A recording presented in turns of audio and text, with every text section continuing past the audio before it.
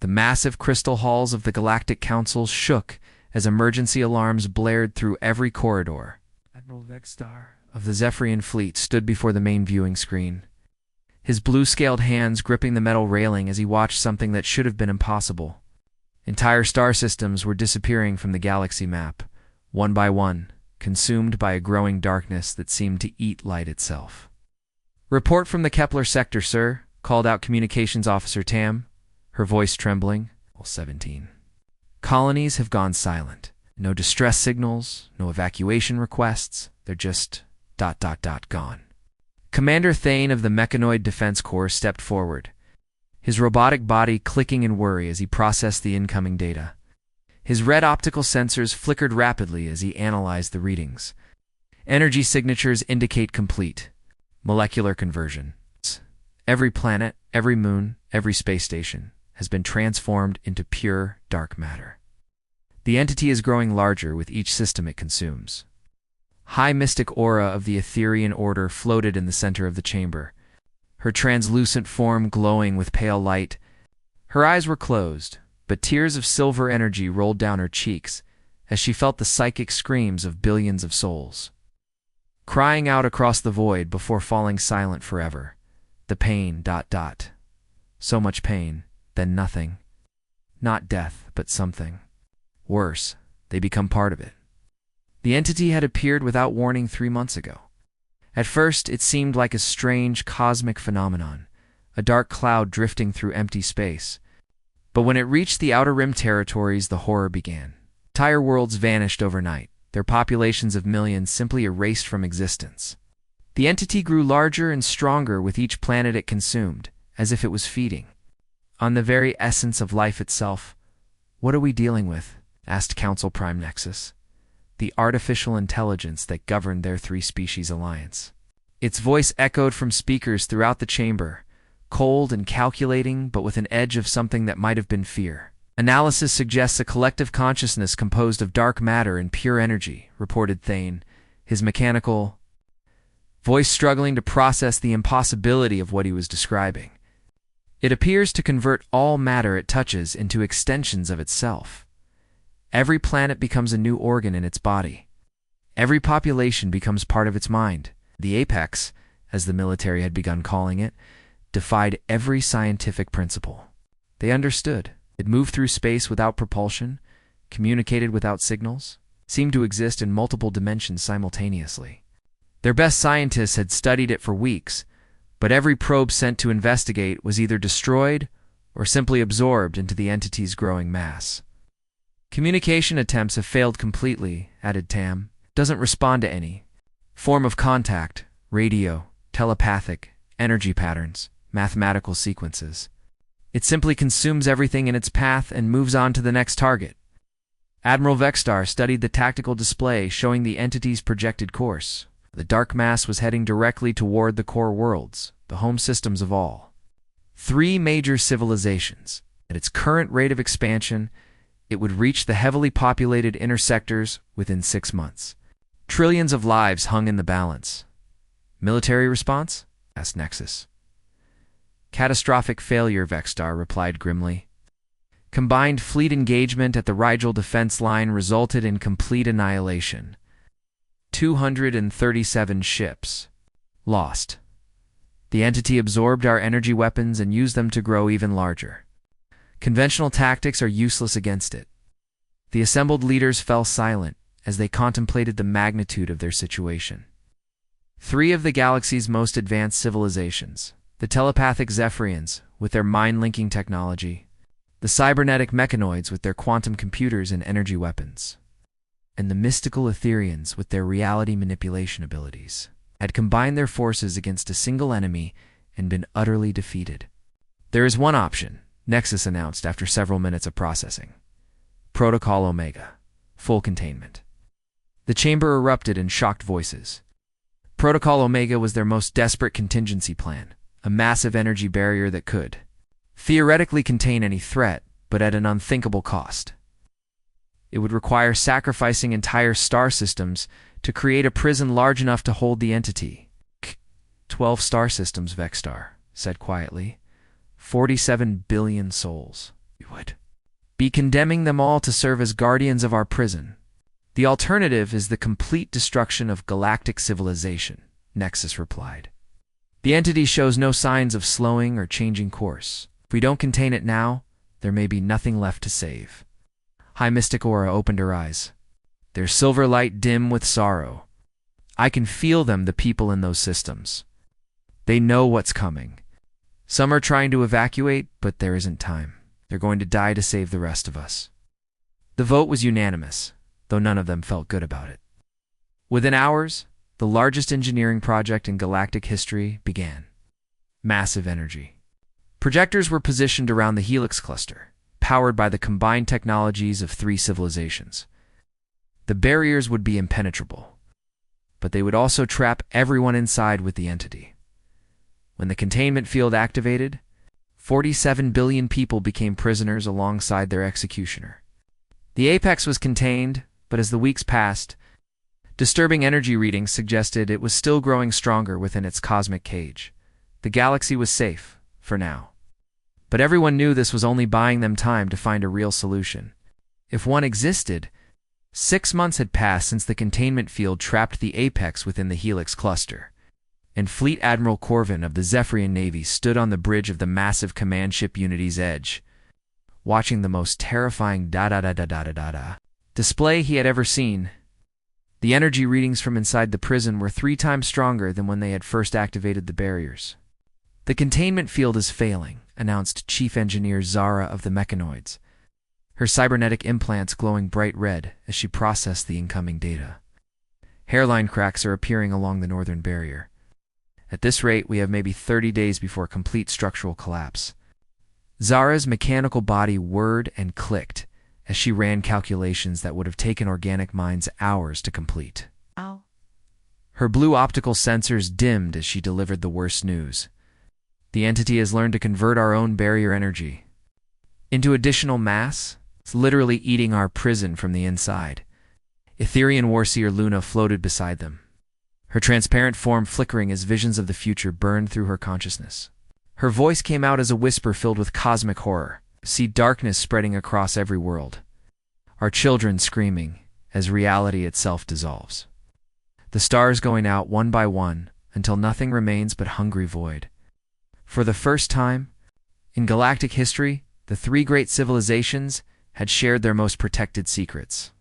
The Zephyrian telepathic networks that could link minds across vast distances were combined with mechanoid quantum computers capable of processing reality itself. Etherian crystals that could bend space and time were installed alongside weapons that fired concentrated starlight. The result was the most advanced fleet ever assembled.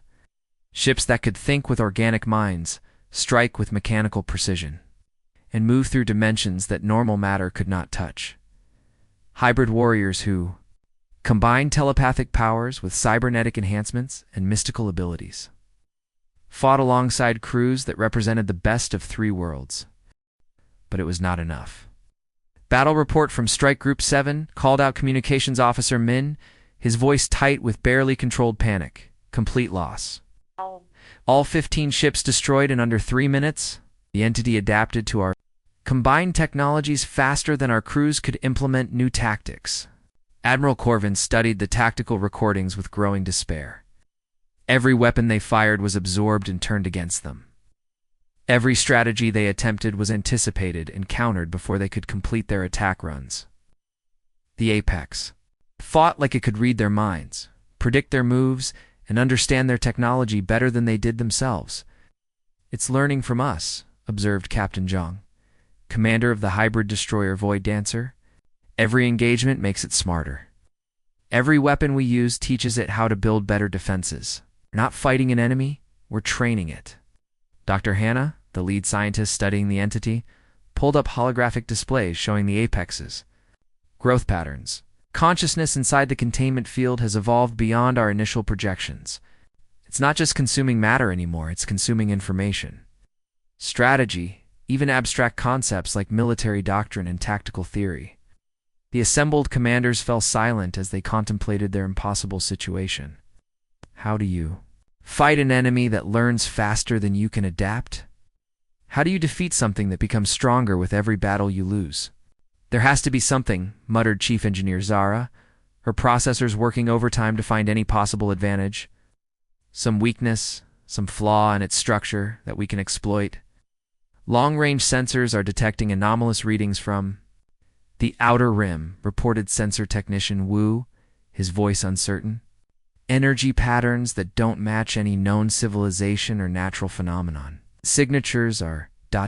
chaotic, primitive, but somehow creating interference in the Apex's consciousness field. Admiral Corvin leaned forward with sudden interest. Interference? What kind of interference? Unknown, sir. The readings are coming from an unexplored sector designated Sol 3, single star system with multiple planets, but only one showing signs of technological development. Very early stage, no faster than light capability, limited space presence. Orsier Luna's eyes snapped open, glowing with prophetic fire. I see glimpses ... fragments of possibility. Chaos where there should be order. Noise where there should be silence. Something the entity cannot process, cannot understand, cannot consume. Dr. Hannah ran the sensor data through every analysis program available. The interference patterns are completely random. No structure, no predictable sequences. It's like ... cosmic static. Background noise that makes it harder for the Apex to maintain focus. Could this primitive civilization be causing the interference? Asked Corvin. Impossible to determine without direct observation, replied Zara. But the timing is suspicious. The interference began shortly after our containment field was established, as if something was responding to the entity's presence. The room buzzed with the first hint of hope they had felt in months. If there was something out there that could disrupt the Apex's consciousness, even slightly, it might give them the advantage they desperately needed. Prepare a reconnaissance mission, ordered Corvin. Small, fast, undetectable. I want to know everything about this Sol 3 system and whatever is causing these readings. Captain Jung stepped forward. Sir, if this primitive species can somehow interfere with the entity's abilities, shouldn't we consider making contact? One step at a time, Corvin replied, though privately he wondered if they might soon be forced to seek help from beings they would normally consider barely civilized. First we observe, then we decide if these creatures are our salvation, or just another problem we can't afford. As the reconnaissance team prepared for departure, the containment field continued to weaken. And somewhere in the darkness beyond the barriers, the Apex grew stronger with each passing hour. Captain Voss of the Zephyrian scout ship, Whisper materialized his vessel in the outer edge of the Sol system, hidden behind the radiation shadow of a gas giant. His green-scaled hands trembled slightly as he activated the long-range scanners. Expecting to find a peaceful world of simple farmers or early industrial workers, what appeared on his screens instead made his telepathic mind recoil in shock. By the cosmic order, whispered Navigator Kess from her station, her blue eyes wide with horror as she studied the surface readings. They've turned their own planet into a battlefield. Look at these energy signatures. They're splitting atoms for weapons. Their cities are burning while they launch missiles at their own orbital stations. The third planet in the Sol system was consumed by warfare on a scale that defied comprehension. 3 major power blocks were engaged in what the primitive inhabitants called World War III. Corporate armies fought with genetically enhanced soldiers. Artificial intelligence systems controlled vast robot fleets, and nuclear weapons had already scorched entire continents into radioactive wastelands. Tactical analyst Ren monitored the chaotic patterns of human conflict. From his console, his mechanical implants sparking as they tried to process the senseless violence. There's no logic to their strategy, no overall command structure. They fight with pure emotion instead of calculated planning. It's disturbing. Captain Voss watched orbital battles rage above the planet's atmosphere as human ships, crude but surprisingly effective, engaged each other with weapons that should not have worked according to known physics. How are they maintaining spaceflight capability while simultaneously destroying their own infrastructure? They rebuild as fast as they destroy, observed Engineer Nam, studying the construction patterns on the planet's surface. Every factory that gets bombed is replaced by two more. Every army that gets defeated is replaced by a larger one. They fight like they enjoy the chaos itself. The humans were unlike anything in the galactic database. They had achieved nuclear fusion, quantum computing, and genetic engineering, but they used these technologies primarily to create better ways to kill each other. Their artificial intelligences were designed for warfare. Their spacecraft were built as weapons platforms, and their soldiers were enhanced for maximum destruction rather than protection. But something remarkable was happening in space around their world. Every time the Apex attempted to extend its consciousness beyond the weakening containment field, the tendrils of dark energy recoiled when they approached the Sol system. The planet generated a field of pure chaos that seemed to cause the entity physical pain. "Scanning the interference patterns now," reported Navigator Kess, her fingers dancing across holographic controls. "The humans are broadcasting on every frequency simultaneously. Radio waves, quantum signals, electromagnetic pulses. It's like they're shouting into space with 1,000 different voices at once." The chaos was not just technological. Human neural patterns detected through passive telepathic scanning were completely unpredictable. Where Zephyrian minds followed logical pathways and mechanoid processors used binary calculations, human thoughts jumped randomly between emotions, memories, dreams, and pure imagination. Their consciousness generated static that interfered with any attempt at mental contact. "Their nuclear weapons are particularly interesting," noted tactical analyst Ren, pulling up detailed scans of human military installations. "The radiation doesn't just destroy matter, it creates quantum uncertainty fields that make it impossible to predict local space-time conditions. The Apex relies on perfect information to adapt its defenses. These humans create perfect chaos." Captain Voss studied a recording of human soldiers in combat. They made tactical decisions based on instinct rather than analysis, changed their plans without warning, and seemed to thrive in situations that would paralyze more logical minds. They're not just surviving chaos, they're creating it deliberately. Look at this battle formation. No trained commander would ever arrange troops in such a scattered pattern, yet it's somehow working. "Sir," interrupted communications officer Park, "we're detecting approach vectors from the containment zone. The Apex is testing our barriers again. And ... wait. The entity's probe just reached the edge of this system and immediately retreated. It won't come within 2 light hours of the human planet." The implications were staggering. The cosmic entity that had consumed entire civilizations was being held back by primitive beings who had barely learned to leave their own world. The humans were unconsciously generating a field of disorder that the Apex could not process or overcome. "We need to understand how this is possible," decided Captain Voss. "Begin detailed cultural analysis. I want to know everything about these creatures, their history, their psychology, their technology, everything." The data that came back painted a picture of beautiful madness. Humans had spent their entire evolutionary history fighting each other, adapting to impossible conditions, and creating solutions that violated every principle of logical design. They thrived on uncertainty, turned obstacles into opportunities, and seemed to generate new ideas through pure random inspiration. "Their art makes no sense," reported cultural analyst Lee, studying human creative works. "Their music follows no mathematical patterns. Their stories have unpredictable endings. Their jokes require mental leaps that defy logical processing. It's like they celebrate chaos as a fundamental part of existence. And somehow," added engineer Nam, "this chaos is the one thing the Apex cannot understand, cannot adapt to, cannot consume." Captain Voss made the decision that would change galactic history. "Prepare a diplomatic package. We're going to make contact with these chaotic creatures. However distasteful their methods, they may be our only hope of defeating the entity." Yes. The whisper moved closer to Earth. The crew prepared for first contact with the most unpredictable species in the galaxy. The hastily constructed meeting facility floated in Earth's neutral orbital zone. a simple metal structure that looked crude compared to the elegant alien vessels surrounding it. General Park adjusted his military uniform and checked his translator device one more time before entering the main conference room.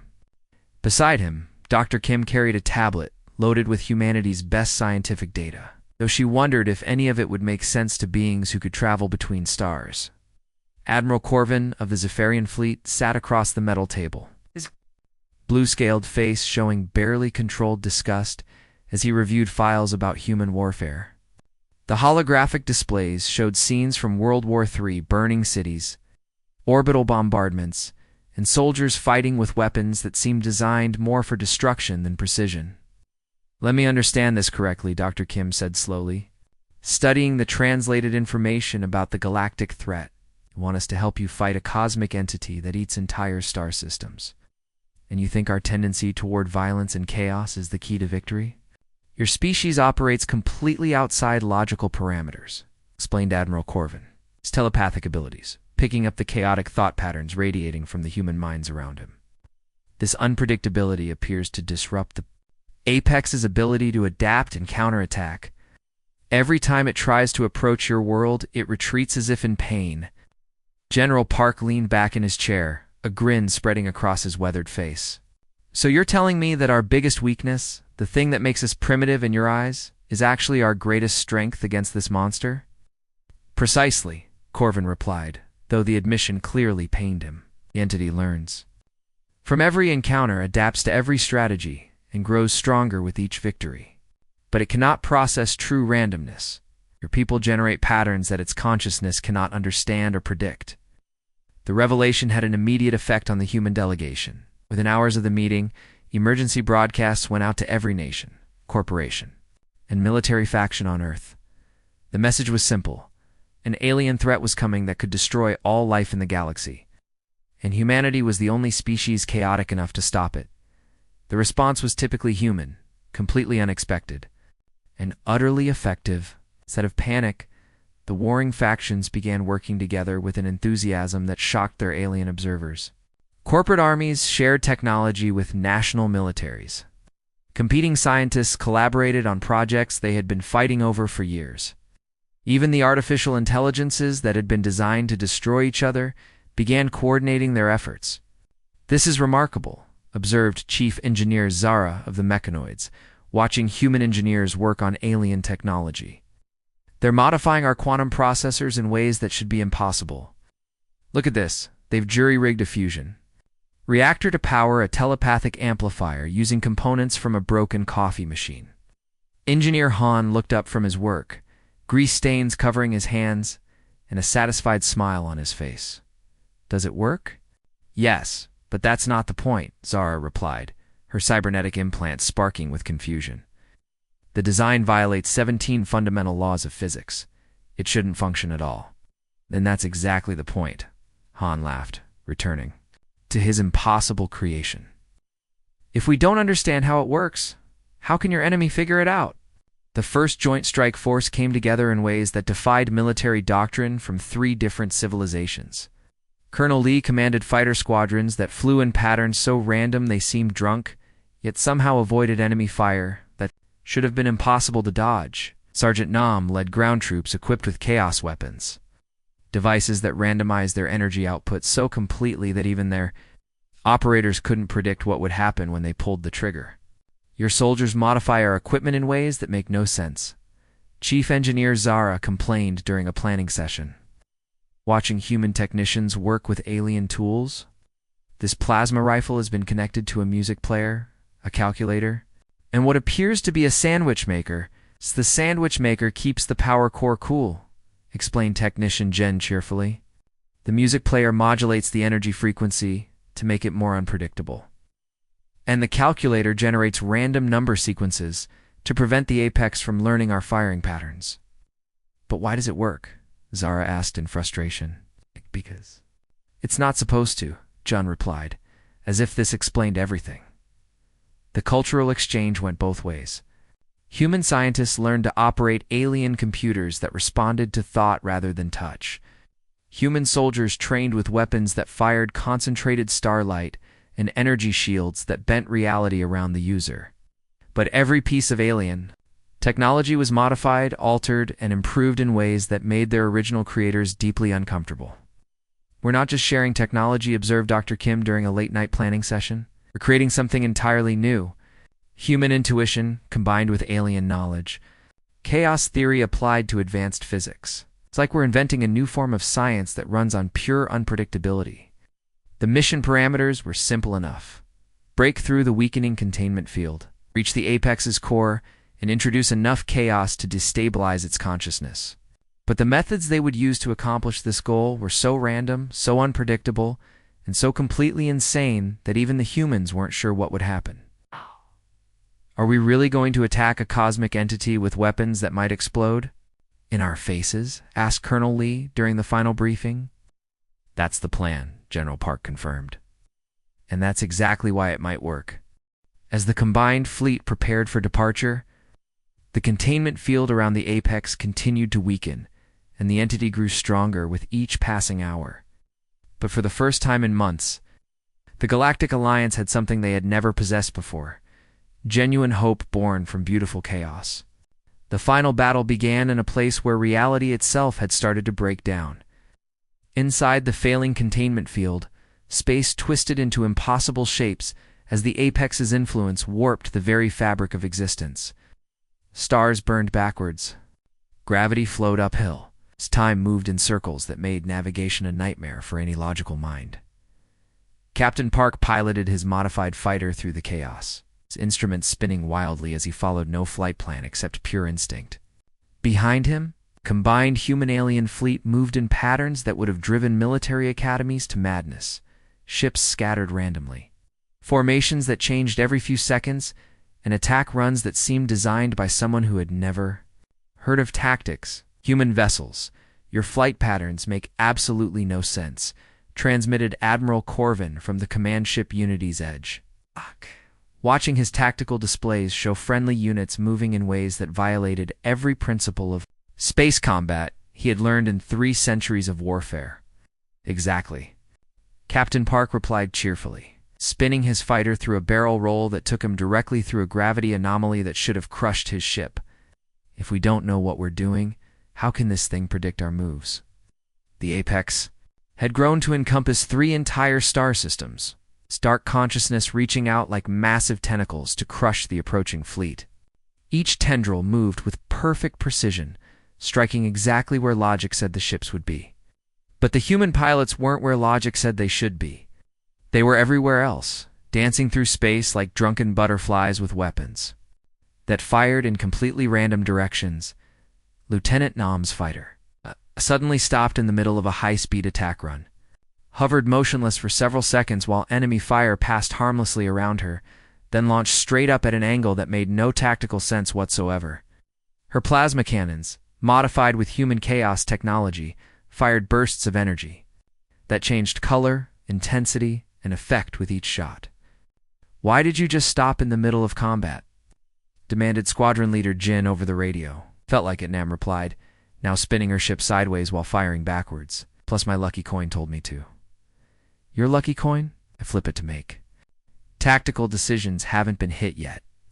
The alien commanders watched in horror and fascination as human crews operated their advanced technology through methods that could only be described as organized insanity. Dr. Kim had modified the flagship's communications, a way to broadcast every piece of human culture simultaneously, music from 1,000 different genres, poetry in hundreds of languages, art that ranged from ancient cave paintings to digital sculptures that existed only in virtual reality. The cacophony of human creativity poured into space like a tsunami of beautiful disorder. Rock music mixed with classical symphonies, children's lullabies played alongside death metal, and comedy shows competed with tragic operas for bandwidth. Every transmission was different, every signal unpredictable, every cultural artifact a unique expression of humanity's chaotic spirit. The effect on the apex was immediate and devastating. The entity evolved to process and counter logical patterns, began to convulse as its consciousness tried to make sense of human creativity. Every song followed different rules, Every story had an unexpected ending. Every joke required mental leaps that defied its computational matrix. "It's working," reported Chief Engineer Zara, her sensors detecting massive energy fluctuations within. "The entity's core? The creature's neural patterns are destabilizing. It can't process the randomness of human cultural output." But the apex was not defeated yet. Drawing on reserves of power accumulated from consuming dozens of worlds, it launched a final attack that should have destroyed the entire fleet. Dark energy lanced out with the force of collapsing stars, targeting every ship with mathematical precision. The human response was typically impossible. Instead of dodging or deploying shields, Captain Park began broadcasting his grandmother's favorite recipe for kimchi over all frequencies while flying directly toward the incoming attack. Lieutenant Nam started singing an old folk song while firing her weapons in rhythm with the music. Sergeant Lee activated every electronic device on his ship simultaneously, creating an electromagnetic field so chaotic it made space itself hiccup. The Apex's perfect attack struck ships that were no longer where they were supposed to be, firing weapons that behaved in ways that defied physics. Operated by crews whose thought patterns generated static that interfered with the entity's targeting systems. Dark energy meant to destroy instead passed harmlessly through spaces occupied by vessels that somehow existed in several locations at once. In the final moment, as the entity's core lay exposed and vulnerable, Commander Han made a decision that horrified every alien observer. Instead of deploying their most powerful weapons or coordinating a massive assault, she simply rammed her heavily damaged ship directly into the Apex's heart while broadcasting a single transmission. A lullaby her grandmother had sung to her as a child, mixed with the sound of rain on Earth and her father's laughter from a recording made 20 years ago. The Apex's death was unlike anything the galaxy had ever witnessed. The scream that echoed across dimensions was not one of pain or rage, but something that sounded almost like wonder. In its final moments, the cosmic entity experienced something it had never known in its existence of perfect order, the beauty of imperfection. The strength found in uncertainty, the incredible power of love expressed through chaos as the dark matter dispersed into harmless energy, and the stars began to shine normally again. The galaxy fell silent. The threat that had consumed civilizations and defied the combined might of three advanced species had been defeated by the most primitive among them. How? Asked High Mystic Aura, still floating in stunned disbelief. Dr. Kim smiled from her damaged ship, surrounded by sparking equipment and the smell of burnt coffee. "We didn't fight your fight. We fought our fight. Sometimes the best strategy is having no strategy at all."